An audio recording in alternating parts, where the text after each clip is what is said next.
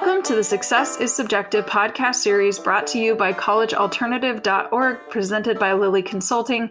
I'm your host, Joanna Lilly. In today's episode, I had the pleasure of interviewing Dr. Sarah Ketchen Lipson. Sarah is an assistant professor in the Department of Health Law, Policy, and Management at the Boston University School of Public Health. Her research focuses on understanding and addressing mental health and disparities therein within higher education. She is principal investigator of the Healthy Minds Network, which includes the network's National Healthy Minds Study, which is an annual mental health survey conducted at hundreds of colleges and universities each year.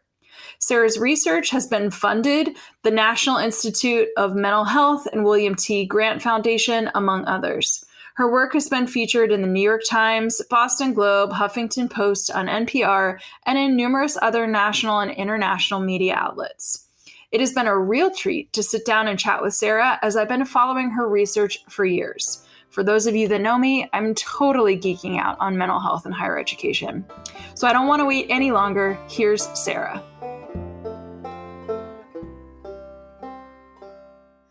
All right, Sarah, I'm so excited. Thank you so much, so much for taking out the time, because I know you're super busy, to sit down and have this conversation with me.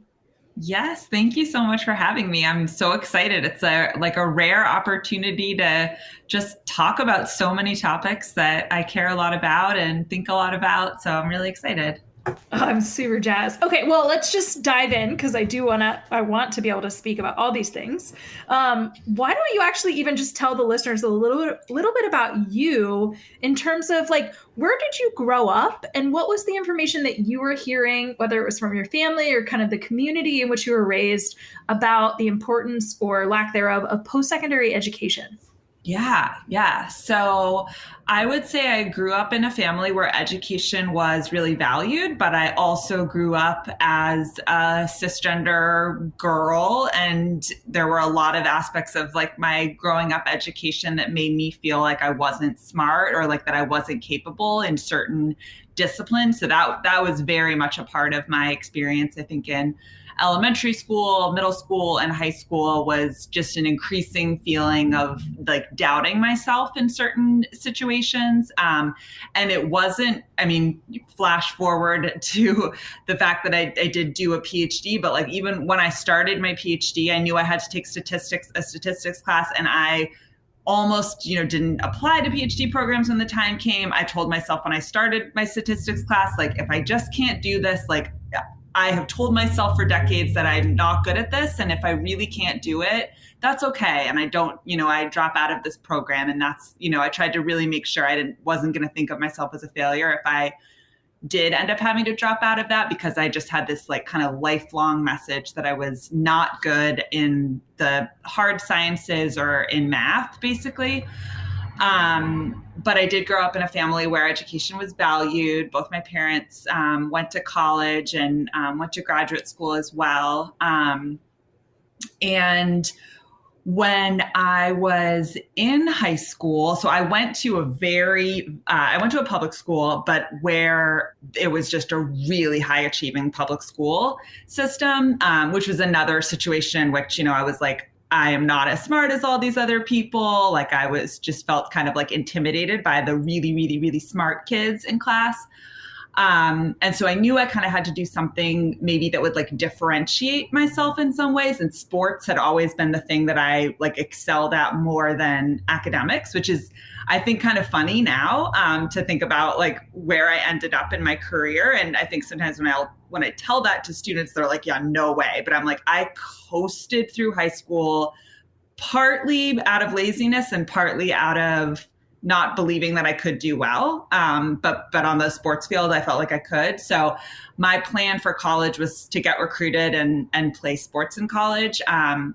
And so I did that. And I got into college to play lacrosse. That was there was no uncertainty about that. It was the lacrosse coach that called me and told me that I got in. It was, this is the score you need to get on your SATs as a lacrosse player or as an athlete. And it also kind of infiltrated that the fact that I had gotten in as an athlete also, I think, affected me as I started college. I was like, I'm not as smart as the other people in these classes. I didn't get the same SAT scores as them. I didn't have the same grades as them. So I really doubted myself academically in college. But at the same time, I loved the campus environment. I was like, oh my gosh, I live in a residence hall with like all my friends. Like I loved college life. From the minute that I stepped on a campus, I knew I never want to be anywhere other than a higher education setting. And that's been the case for me my entire life. I've always worked at a college or university since I graduated. So I loved college, but academics was really, really like secondary to me throughout the first 3 years of undergrad. And it turned out, kind of long story short, I had a pretty negative experience playing college sports, a mixed experience, but it ended up making sense for me to not play my senior year. I was just, I wanted to see if I could do some other things and see what it would be like to not be an athlete, which was really scary because that had been like my main identity. But I had just applied myself as a student for the first time, really, my senior year of college, like truly for the first time. Like there was never a time in high school. I mean, my parents would probably push back on that and be like, oh, yes, but I did the bare minimum. I just skated by. And senior year of college, I really applied myself. Like I got straight A's and I attended all my classes and I wrote a thesis. And that's kind of where I fell in love with research, or like the experience of a long-term project. Like I worked on this thesis for an entire year and I really excelled in that. Like I felt good about it. I felt like I was impressive in the work that I was doing at that time. And it was all of that I say just because it felt like a really novel feeling for me academically. It's just not where I had been praised in the past, I guess. And so then when I finished college, I went to work at another university in like kind of an administrator position, and ended up getting to take some classes for free because I was an employee. And then I applied for a master's program. And so highly recommend to folks who are considering a master's, if there's an opportunity for that, like tuition remission, because I just paid off my undergrad loans and I had no loans from my master's or my PhD. So so that's kind of the transition, like out of college. I just talked a lot, so I'll pause. Well, it's okay because you're sharing a lot of information all at once, and you've just like dropped a bunch of information, right? Like identity, almost like imposter syndrome of like, I'm a woman, and like the idea of being in STEM or being like really highly academic is like, again, you just really like dove in, which is fantastic. And then there's also like, and bonus, you got into school specifically with that like student athlete track. This is why I'm going to school, because I can actually, like, I know that I can do well on the field. And then to actually hang up your jersey for your last year in college, which I feel like anybody that's a part of a team, like that's extremely challenging, extremely brave, like good for you. I know you said that the experience being a student athlete was mixed, but to make that decision, I'm sure did not come lightly. Not and then to all. follow through and like, and to dive headfirst into, well, I guess I'm not going to be a student athlete, but it's my senior year. Like I'm going to do the things, and to show up and have the confidence that really you had been, like you just talked about, you were really lacking, right? Or you just, you weren't owning it. The message, the internal narrative that you had was, I'm not confident, right? Like this is not my strength. I'm not going to do this because I can't do this. So then to do that, like, it's no wonder that you just kind of like totally flourished. And I appreciate now it's my turn to ramble, right? I appreciate that you talk about the importance of earning degrees in ways where it's actually affordable, because gosh, we could have a completely separate conversation just about student debt, right? And how that also impacts a lot of the young people that exist out there right now. Side note, I actually got my master's degree because I chose a college where I had a full-time assistantship, and it waived my tuition other than student fees. Like there's no way that I would have gotten my master's if I had to take out another $50,000. It's like, no way.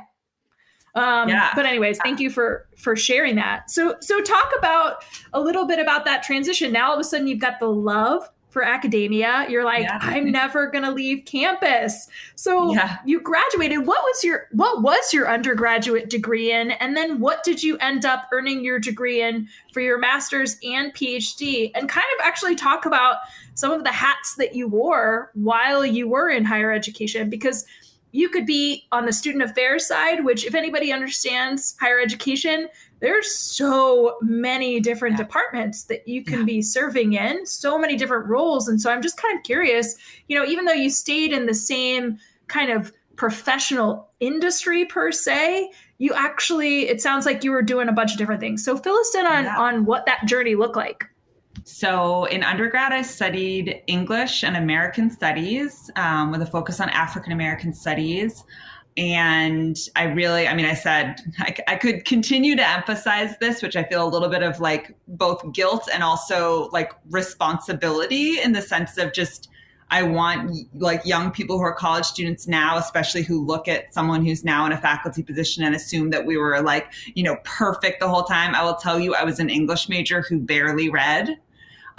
So just to have that context in mind, I really skated through, like I said, for those first 3 years. But that's what I studied in undergrad. In my senior year, I wrote a thesis on representations of African Americans in advertising since the civil rights movement, and just got super interested and involved in that. And now my work really, focuses on understanding and addressing inequalities in public health that we can talk about more. But so I graduated from undergrad, and I ended up getting a job in an undergraduate dean's office, just as a staff assistant, like staff assistant 1. So I was kind of in charge of like our mail room, our copy room, and then like greeting people as they arrived to the dean's office. And I loved it. I absolutely loved it. It was such a great first job for me. And then I was extremely lucky. And there's a couple instances of this in my life, 2 in particular, where I feel like I was just plucked from like oblivion. I do not know why I was at Harvard, like the dean of Harvard College, who I had interacted with very minimally. I was like the lowest rung on the totem pole, just like walked by after I'd been there for a couple months and essentially was like, Sarah, come with me. I'd like to have a conversation with you. Like you're talented, and just had all these like wonderful things to say about me. And like, what do you want in your career? What are your goals? And he really became this like mentor for me, encouraged me to take classes at the School of Education when I was there, encouraged me to take advantage of a lot of other things that were going on at Harvard. So basically I ended up becoming the executive assistant for the dean of Harvard College. So I got to be in the meetings with all of the senior staff for Harvard College. So like the registrar, residential life, like student affairs, undergraduate advising. And so like my boss oversaw all of those units and more. And I got to be in their weekly meetings. And like run his calendar, and it was just amazing. And we had this wonderful relationship, and he's been a mentor for me throughout my entire life. And then I also was a proctor. So I ended up living at Harvard in a first-year residence hall with students as an advisor, and working full-time in the dean's office, and then part-time doing my master's in higher education. So really got a good background in student development, student affairs through my job, through my education, and then also through proctoring. Proctoring in particular was one of the more pivotal experiences of my career, through just kind of a series of kind of random things. I ended up getting part of which was that the building I worked at, I wanted to live like a little bit further away from where I was working every single day. And so I was like, can I live in one of the residence halls that's not looking at the building that I work in? So I ended up being in one of the smaller residence halls that was like kind of across the street. And it was the only residence hall that had single rooms for our first year undergraduate students. And that's a very self-selecting group of students who are either assigned a single in their first year or request it. And I was a proctor for 2 years. And my first year I had one pretty significant mental health crisis among my students that I dealt with, I was very involved in supporting the student, cared a lot about the student. It ended up being, I would say, like, a rewarding experience, despite the fact that, of course, the student was struggling. I did feel like, again, a feeling of, I guess, maybe one word of wisdom is to like pay attention to those moments where you feel like effective and like you're doing a good job. And I felt like I was doing the best job anyone could do in that situation to support the student, to connect them with resources on campus. And so after that quote unquote kind of success of supporting a student in a mental health crisis, the next year, I got assigned a number of students who were considered kind of high risk for any number of reasons, a few students who'd taken a leave of absence and were kind of coming back. And so I was also, really looking forward to creating a community where all the students could kind of flourish. And it ended up just being a perfect storm of crises, just one after another for the entire year. Some comical, some tragic, some in between, and just a really, really chaotic year. I think there were 11 first-year students that year who took a leave of absence or left without finishing the academic year, and I had 8 of them. So eight out of, I think, about 2,000 students were in my entryway of 30 students. So it was a very abnormal, perfect storm, and almost entirely related to mental health. So that's what really got me interested in the topic of student mental health, which is now, what I research, what I study. I also realized I was not cut out to be a mental health professional. It took a ton out of me to feel like I was trying to support all of these students, and the systems and services were like missing them, and they were falling through the cracks, and I was trying to pick up the pieces, and it was really overwhelming. And I also, didn't have any of the training to be able to actually do that well. So I left that experience and then ended up like living abroad for a couple of years, kind of like, I would say almost like decompressing, because that last year of proctoring was just really, really intense.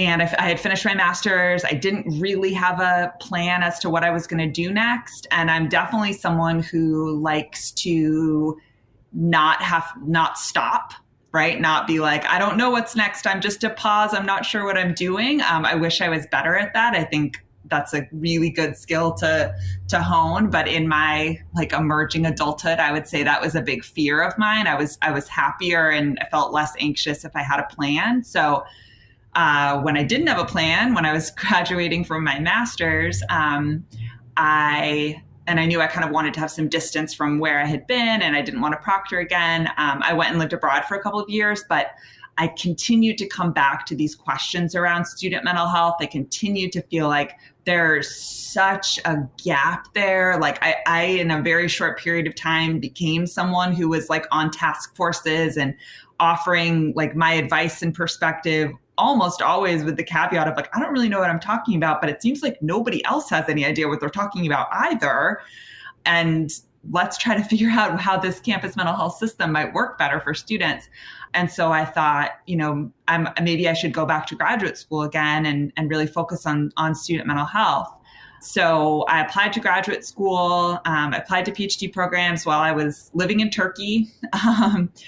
And I did my interview for admissions from a hostel in Istanbul on like a whim. And there was like just a group of people in this like hostel dorm room who were very quiet and kind to allow me to do this like impromptu interview. And then I went to University of Michigan, which was just an incredible place for me to be, and I think I said there were at least 2 times when felt like I was kind of plucked from oblivion. And now I'll actually amend that to 3. So the second one I was thinking of was in my first semester at Michigan, I was writing a paper about student mental health and kind of synthesizing the evidence in terms of what existed, and really feeling like, oh my gosh, I thought there would be more data on this. Like, where is the evidence? And my graduate student instructor for the class that I was in, and I was in a higher education PhD program, at University of Michigan. My graduate student instructor was like, oh, you should talk to this professor who's in the School of Public Health, who's been doing some research on student mental health. And I was like, oh, okay. And so she just mentioned this person's name. And then at the end of the semester, when I turned in my paper, like she wrote it again, like you should reach out to this person. And so I did. And I met with him, and it was the day I was leaving to fly home for the end of the semester, to fly from Michigan back to Boston. And I met with him, and then he emailed me that night and was like, oh, like there's this small grant that you could consider applying for. And if you applied for it, if you wanted to, I'd be happy to be like your campus advisor for it. And I was like, oh my gosh, this looks perfect. Let me apply for it. And I applied for this grant. It was just like a $1,500 grant. Actually from an organization that I now partner with closely called Active Minds. It was their Emerging Scholars Program. And so I got that grant. And Daniel Eisenberg, who is my advisor and now my lifelong colleague, he was my campus mentor on this grant. And then we were working together for that second semester and into the summer. And just as my second year of my PhD was about to start, and I'd be going back to all the higher education classes, I very casually to Daniel in a meeting was like, I've been thinking that maybe I should take a class in public health at some point. And our personalities just together, this is very emblematic of us both. And he was like, I think that's a great idea. Like, I've been wondering if you were ever going to think that. And I was like, yeah. So then I ended up taking some classes in public health, loving it, and adding on a public health PhD program. So I'll stop there. But basically, I went to Michigan to do a PhD in higher education, ended up adding on a PhD in public health. That became my dominant home. That became primarily where I did my research. Daniel was the chair of my dissertation committee. That was all through the School of Public Health, which was not a program that I even knew of or was aware of when I started at University of Michigan. So it is a wild, almost truly unreplicable path that I took. But I could not be happier that I ended up at University of Michigan and ended up doing a combination of those two degrees. And it's so impressive. I love that you keep talking about this piece where almost these opportunities, you were plucked for these opportunities, because I think that there's a lot of students out there that also really struggle with this idea of if you are so tunnel visioned with what it is that you're doing, or really what I see mostly is what I'm not doing, right? Because social media is allowing us to compare ourselves to others. Well, I'm not following, the same path as this person who I've known. And so there's, again, this is here's the shame cycle, there's so much fueling the anxiety, the depression of our young adults right now. But to take the leap, follow a path, but then be open to the universe potentially rerouting you, whether you anticipate it, right? That's really where life can present itself to you. Now, it's not without challenges, right? I think from your proctoring experience, like you said, that first year you felt really effective. And the second year was holy cow, I got to take a break. This is too much, but still seeing how do I still help this population? So I think actually the fun fact that I'm connecting to is actually what you're doing now is still affecting that same population of students that you're serving. You're just not in the trenches with them in their residence.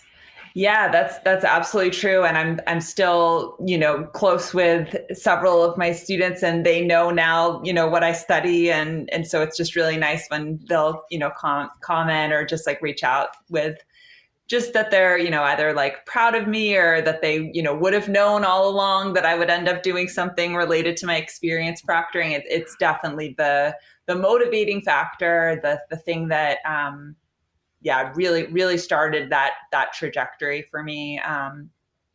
And I care a lot about the college age population. To me is just such a fun group. It's a group that I feel I connect with really naturally. I don't really overthink it, but when I am asked to, I think my approach is have people rise to the occasion, right? Treat people like they're adults, treat them like they're capable of things, give them opportunities, be expansive, all of that. And I think it's kind of low hanging fruit. I mean, I still feel this as a faculty member of like, I don't do much. I just try to have like good open conversations with students and reflect to them that I care and that I'm listening. And you would think that was, just the most remarkable thing in the world. Unfortunately, it's just, it's a pretty basic thing, but it's a thing I think that comes naturally to me and that I enjoy doing it. And that the reward for students is huge to have just an adult in a higher education setting who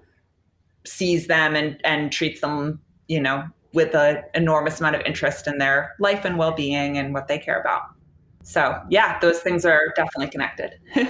Well, and I know that so obviously you got two PhDs, and you're no longer in Michigan. So what was the transition? Like, how did you end up back where you are? Because you're in the same area, but you're not necessarily in the same school. So kind of talk us through that next iteration. Yeah, that this is the third of three just very, very fortunate instances of someone deciding that they would like mentor me, give me a chance, and welcome me into a community. In this case, my academic department. So I moved back to Boston after I finished my PhD. I knew I wanted to be back in this area. My family's here. Fortunately, like this is an area with, there's more than 30 colleges and universities in the greater Boston area. Many of them have schools of public health as well as like schools of education. So I was hopeful that I would find something, and I was open to a lot of different kind of possibilities of what that would look like. And I guest taught at one university. I was just kind of like bopping around. It was a tough year, the year after I graduated, because you work so hard in a PhD program for so long, and then I was on the job market, kind of on and off the job market for like the better part of 3 years, really, or I guess 2 years, yeah. And I gave a visiting faculty lecture at Boston University to my department. And the now chair of my department afterwards, in very him fashion as well, said, I have to run to a meeting right now, but like this was fantastic, and I would like love to connect with you again about this. And by the time I had gotten to the bus stop after that talk, he had already emailed me to set up a meeting, which was amazing. Like just now I think about how I want to pay things forward. And I think in all of the cases, like my boss at Harvard, Daniel, my advisor, my department chair now, they were all very just proactive and just really like made me feel like a priority. And so the chair of my department said, I'd love to meet with you and just hear more about like, your career goals. And I sat down and I met with him and I said, like my dream is to find a faculty position in the Boston area with a combination of teaching and research. And here's what I research, and kind of here are my big picture goals with regard to growing that research agenda. And he was like, I think you'd be a fantastic fit here. And invited me back for like an official kind of campus visit where I met with the search committee because they were hiring for another position. So I met with that search committee, and then I got a job offer. So I didn't even actually apply officially to Boston University. And it was, I think we kind of call it like an opportunity hire is the term that we would use now. But I just felt so incredibly lucky because I got really exactly what I wanted in terms of like my teaching and research load. And I've had incredible amount of support from my institution in supporting the research that I'm doing. And they've really like magnified the work. And yeah, it's just been a really, really supportive, wonderful environment to be in for me. So yeah, so now I'm at Boston University and in the School of Public Health. I'm in a health policy department, continuing all of my research related to student mental health, growing that. It's become, really a national initiative, the Healthy Minds Network. And it's really focused on understanding and addressing mental health in higher education and trying to address inequalities. And it's been a passion now for more than 10 years. I continue to feel just really motivated to work in that area. Well, and I was going to say, I imagine you've been doing this for a while, so you've actually been ahead of the wave, right? Like now we're really in it because the pandemic has completely spotlighted the intensity or just increased the mental health issues related to college aged young people, specifically college students, not even college aged. And so really I imagine that there's even more support, more community, just like more outreach to you and gratitude for the work that you were doing ahead of the curve. Yeah, it's been very, very rewarding.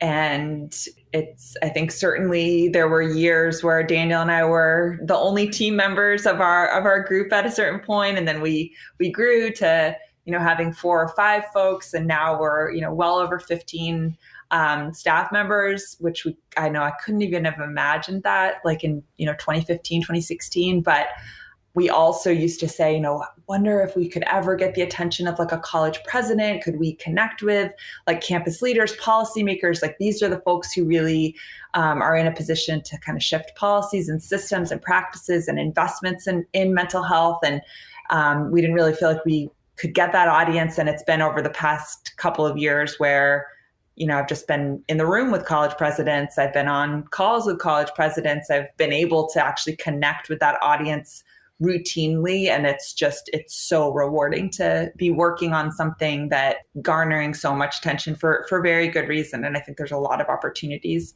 for change. So it's really, really exciting time to be working in this field. That's for sure.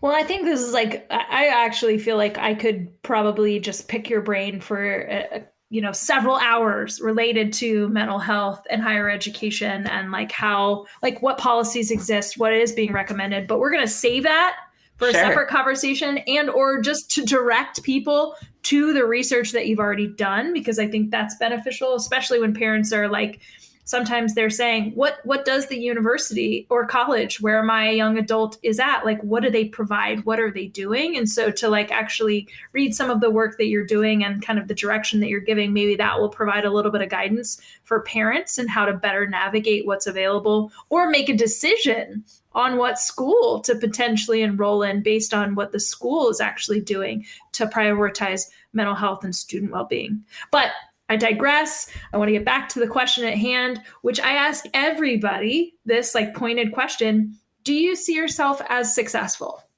Well, I guess it's easier for me to think about the things that I'm like most proud of that are happening recently. So I'm really proud of publishing more and more with student collaborators. Like that feels awesome. That feels like paying it forward in the sense of I had so many doors open for me. I had so many opportunities put in front of me by more senior folks, whether that was, a boss or an advisor or a department chair.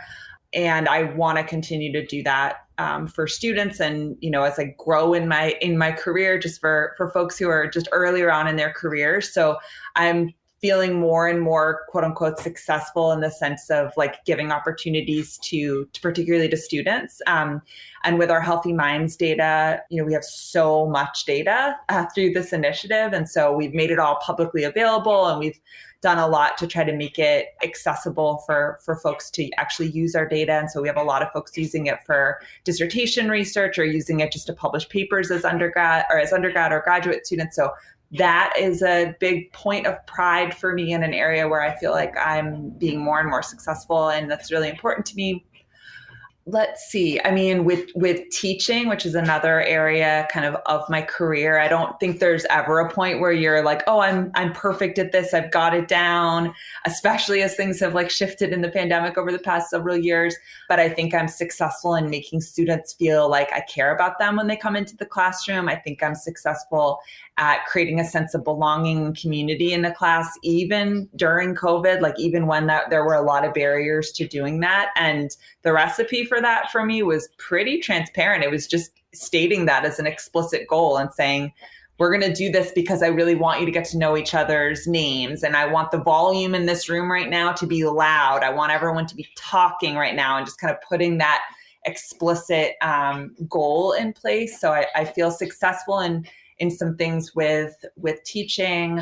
And we've grown the Healthy Minds work so much, so that, feels successful. And it also feels successful to have a collaboration that's been going on now between the case of Daniel and I for more than 10 years. So like this initiative to be going on for so long and to be sustainable and to continue to feel relevant to colleges and universities, I would say that also feels like a success.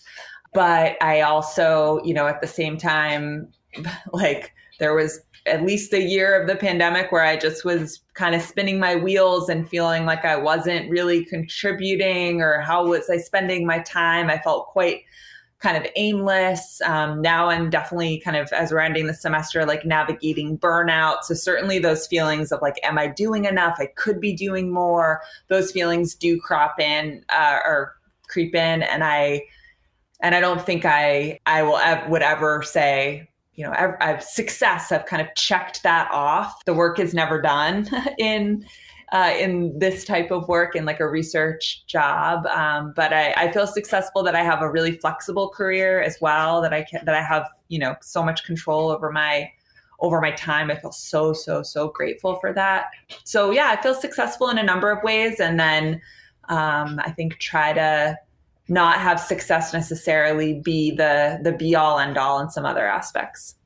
Well, and I appreciate you being honest and kind of talking through that, like your own definition of where in your life you view yourself as like having had effect, right? An effect or like an impact is success in your eyes. I mean, the whole idea that I launched this podcast is because honestly, from the out, I'm going to be candid with you. From the outside, for somebody who's a former student athlete with multiple degrees, having worked at like prestigious universities, from the outside, not knowing your journey, I could look at you and say, whew, look at her. She's a success, right? Like you have done, like you have checked some boxes. You have like done some really impressive work. And I can make the assumption that if I compare myself to you, like you've done more than me. So like that it puts it on myself of like, what am I doing? Right. Or like, just, look at Sarah. She's awesome. And you are, but I'm just saying, like from that, it's so easy for somebody to have the lens of being able to compare somebody else and saying that person's actually, they're doing great work, they are successful, or they are a success, when in reality, each of us internalizes the work that we're doing so differently and views what it is that we're doing, again, so differently. So I appreciate you being honest and kind of breaking that down for the listeners to hear from your perspective. Thank you for putting it that way. And I think it's especially easy for some reason with my like kind of CV and like what I've done to be like, oh my God, she just must be like totally on top of things. And so like, again, to just emphasize, like I was a big time slacker for like a really long time. Some of those skills have paid off really well. Like I can be really efficient in certain things because I just like realized kind of how to cut some corners.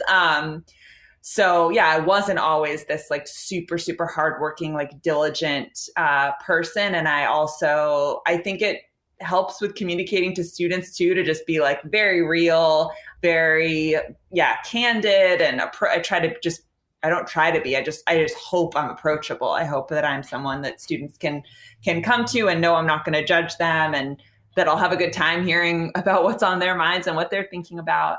So yeah, I think it's really easy though to look at someone on paper and assume that they are just so unbelievably successful. And there's been a lot of twists and turns and a lot of really like lucky instances of mentors helping me kind of get to that next level. Yeah. So if you could give maybe one piece of advice, I mean, there's so many things that I feel like I could pick apart from your own journey that would be like, oh, that would be a piece of advice I would give to a young adult in this moment based on your experience. But if there's something maybe other than what you've already shared, or emphasize what you have shared, what advice would you give to a young adult right now? Let's go with the college age or currently in college, but who's really struggling. And that's kind of also open to interpretation how you want to define that. But what advice would you give that young person right now? I would say that finding something that you're passionate about, that you're, motivated to spend your time doing is such a huge priority. And sometimes mental health can kind of get in the way of even seeing what that is. So prioritizing mental health, and not to say that our mental health systems are perfect and you'll get the help right away, but just knowing that as busy as you feel and you're, running around in this 24/7 lifestyle that I think so many college students are living, and it can feel like I don't have time to do these things that might quote unquote be good for my like mental health or well-being. I don't have time to do that. It's just to know that anytime you do invest in either, seeking mental health services or, engaging in health behaviors like prioritizing exercise or sleep or time with friends, all of those investments will improve your academics if that's your goal. It will improve your athletics if that's your goal. Whatever it is that you care about, your mental health is affecting that. So I would say prioritizing mental health and really continuing to have kind of a curiosity. Like I said, I knew the minute that I was on a college campus that I loved this environment. I was like, what is this magical place where everyone's living here together, where we're all like going to classes, but we also like live here and we eat in a dining hall together, and there's all these events and like it's beautiful. Like, what is this incredibly magical place? I have to be here forever. And I thought, the only real way to do that would be to like work in higher ed administration. That was the path that I was going down. Had no idea that I would come into public health and like end up being a faculty member, but I knew I loved a certain setting and I always wanted to stick with that. So you can find the thing that you're passionate about and then find a topic within that. So you can, I would say, put yourself in settings that feel inspiring to you, whether that's, like a nonprofit space or higher education or whatever it is. Be open to mentors, believe in yourself through them if it takes that for a while, which I would say was the case for me. Certainly, like when I was at Harvard, I was like, why does this person think I'm talented? Like I've barely done anything, how does he even know that? But I was better off for believing him rather than myself. And so seeking out mentors and believing the messages that they give you when they're positive, finding one adult within your college or university who cares about you is so, so, so key. And that takes effort on both ends, right? Like you are going to have to go to the office hours. It wasn't until my senior year of undergraduate that I had a professor who I felt like I could even ask for a recommendation from, like someone I even remotely knew.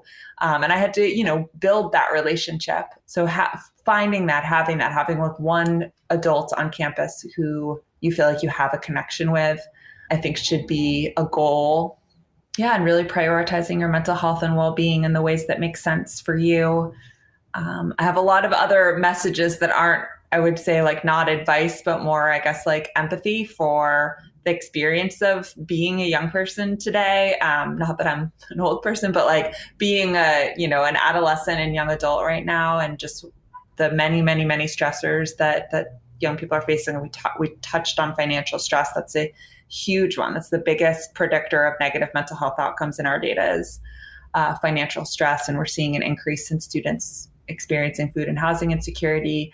So I have a lot of kind of empathy and efforts to sort of normalize the mental health challenges that so many folks are feeling. But I guess my advice is more the latter part of or the former part of what I was saying. Well, I think I was going to even kind of go off script a little bit. And I think you kind of alluded to what I was going to ask, actually, even in that space of empathy. Sometimes I find that parents are struggling themselves to understand, like, why is this happening, right? Like my college years weren't like this, right? Like I don't remember mental health being so, like just spotlighted, right? Like right now it is truly like, in the headlines, and it needs to be, and it could have been a long time ago, but now it's being destigmatized because there's so many young people are saying like, I need help. I don't know what's going on, or I do know what's going on, but I don't know how to get help. And so just from maybe, and this is me, again, I'm kind of rambling, but I promise I'm getting to some sort of point. If you could give some, thoughts or ways in which parents can be more empathetic towards young adults or guardians, caregivers, just adults right now who might be around college students and really struggling to understand, like, why is this so different now than when I was a student? Talk a little bit about, ways in which they can be a little bit more empathic.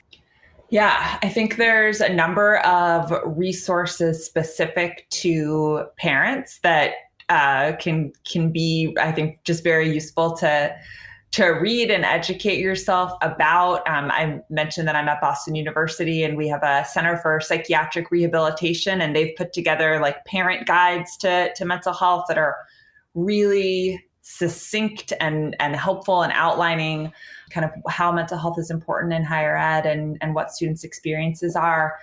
So I would say take on some amount of responsibility to kind of educate yourselves. Then I would say, it really depends on the relationship that you have with your child, but to know what risk factors to kind of look out for. So changes in like communication, changes in demeanor that you're noticing, a sense of belonging, and having a student who, is not making friends on campus and is feeling very lonely, like that's a big risk factor. That's something to be worried about, or to, just encourage your student to, and it's really difficult, but to have those social connections and social opportunities. And I think campuses are doing a lot of creative work to try to recognize the loneliness and social isolation and kind of the rusty social skills that so many of us have too, especially now.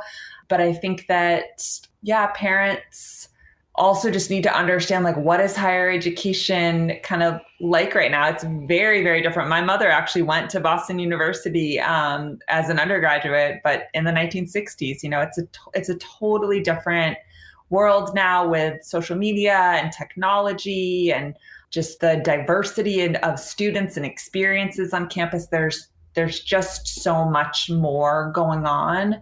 And it's a really overwhelming time no matter what. I mean, I cried my first night in college, even though I just said it was so wonderful, because my roommate had been on a pre-orientation trip and seemed to have already made all of her friends. And I was showing up the first day and felt like I was like behind schedule already. She had all these friends and they were all hanging out on her side of the room. And I went to bed crying. Like, I'm so, I don't have any friends here. So I think just recognizing that it's a huge transition to go to college, no matter what, and helping students build resilience and coping skills. One of the most striking things for me working in residential life when I did was having students who really were unprepared for any quote unquote failure that they experienced. So like not getting into a class that they'd applied for, like a selective seminar. And just that felt like the end of the world, or like their self-esteem was on the line because of that. And I think there's a lot that parents can do, earlier on and even just leading up to college to help students understand, like, there are going to be failures and setbacks in college. There's going to be that like little fish in a big pond. There's going to be that, that self-doubt, that it's going to be more challenging socially, academically, all of these ways. You're going to try to develop your own autonomy. You're suddenly going to be responsible for all these things that I've kind of like been overseeing or been doing for you. And just knowing your kid enough to know like what might that transition look like and how can I help them be successful.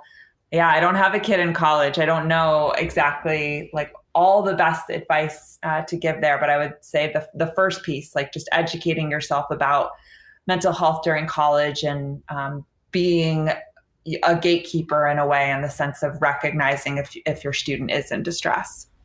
Yeah.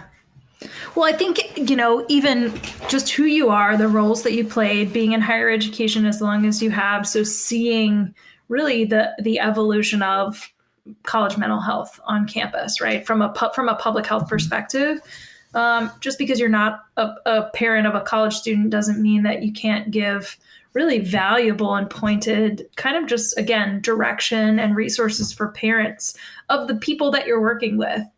And I also think the other thing, which is kind of a good segue to the last point of this podcast, is directing them towards your research. If a parent is really hungry to read a bunch of stuff specifically related to like what is the pulse of mental health in higher education right now? What's happening? What are we seeing for students? What are colleges or universities doing or not doing? Then they need to go and actually, they need to read what you're writing, what you and students are producing, but they also need to actually, like, there's ways in which they can kind of stumble upon podcasts that you've been interviewed for before, or webinars that you've, shared some information. So we'll make sure we actually have the links in the notes, but just from, straight from you, how do families or students get in touch with you and then also get their hands on your research?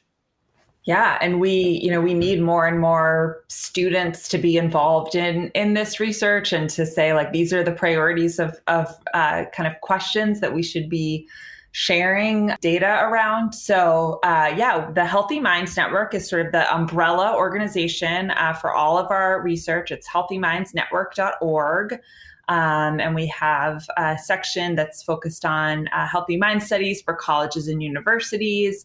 And then we have all of our data available. We have our national data reports that parents and students and others can look at. You can look at all of our national data reports that just kind of outline the state of mental health every academic year, and have really like simple kind of graphs and charts to look at. We also have a list of all of our publications, a list of kind of frequently asked questions about the state of campus mental health, so around prevalence and variations across student populations and stigma and help seeking and barriers to treatment. And all of that is in our frequently asked questions. So that's all at healthymindsnetwork.org.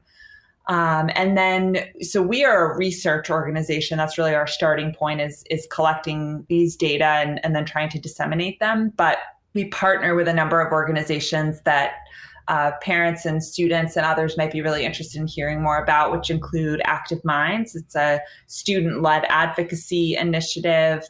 And then the JED Campus program is working with higher education leaders and systems to create change, taking a public health approach to suicide risk and general mental health and well-being. The Steve Fund, which is focused on mental health among college students of color, the first organization to really focus on that. Those are all organizations that I think, if you are not specifically interested in conducting research or working with data, you could pass on Healthy Minds and still make a really important contribution to fields, getting involved in JED or Active Minds or Steve Fund or any of our other partners. But we also, really welcome students getting involved with the Healthy Minds Network as well. Well, and I think that's the most important piece. So again, all of those links will be in the show notes. And the audience really that's listening to this right now is young adults themselves and the parents of young adults. So hopefully from listening to your interview today, they will actually connect with Active Minds or at least reach out in some capacity to start kind of going down that rabbit hole of looking at like what can they do and who can they be connected with. And for parents that have the ability to support and donate, please do that. So, I mean, Sarah, I can't thank you enough for taking the time to chat with me. Like I said at the beginning of this, like I feel like we could talk all day, especially just because of the work that you're doing. But I'm really appreciative that you were willing to come on and actually just talk about your own journey and how it kind of has woven its way into where you are now and the work that you're doing. So I just really appreciate you for taking the time. Thank you so much. Such a pleasure.